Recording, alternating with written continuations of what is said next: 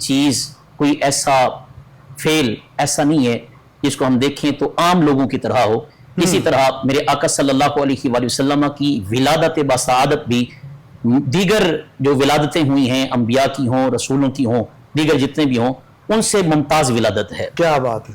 حضرت سیدہ طیبہ طاہرہ آمینہ رضی اللہ تعالی عنہا آپ فرماتی ہیں کہ جب میرے ہاں حضرت محمد مصطفیٰ احمد مجتبیٰ صلی اللہ علیہ وآلہ وسلم کی ولادت ہوئی تو اس وقت میرے گھر کے اندر ایسی روشنی اور ایسا چانن ہوا کہ عام طور پر اس طرح کی روشنی میں نے کبھی نہیں دیکھی. یہاں تک کہ حضرت سیدہ آسیہ، حضرت حوا، آپ حضرت آمنہ رضی اللہ تعالی عنہا کی خدمت کے لیے معمور کی گئی. کیا عظیم مقام پایا میرے آقا صلی اللہ علیہ وسلم نے، اور پھر آپ صلی اللہ علیہ وسلم کے صدقے آپ کی والدہ محترمہ نے حضرت سیدنا عبد المطلب رضی اللہ تعالیٰ عنہ سرکار کے دادا جان، آپ خود فرماتے ہیں کہ میں خانہ کعبہ شریف کا طواف کر رہا تھا جب ولادت ہوئی.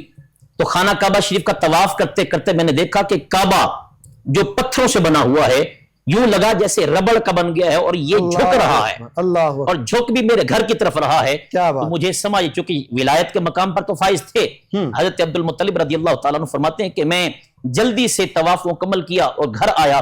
جب گھر آیا ہوں تو کیا دیکھتا ہوں کہ میرے گھر میں اللہ تعالیٰ نے ایک چاند سا ایک حسین بیٹا عطا فرمایا ہے.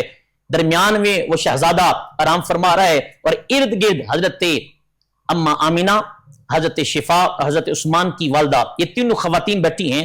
تو جب میں آیا تو میں نے آ کر تینوں سے سوال کیا کہ میری بیٹیوں، میں نے تو دیکھا ہے کہ خانہ کعبہ جھکا ہے، عجیب ماحول ہے، عجیب روشنی ہے، معطر ماحول ہے، تم نے بھی کچھ دیکھا ہے؟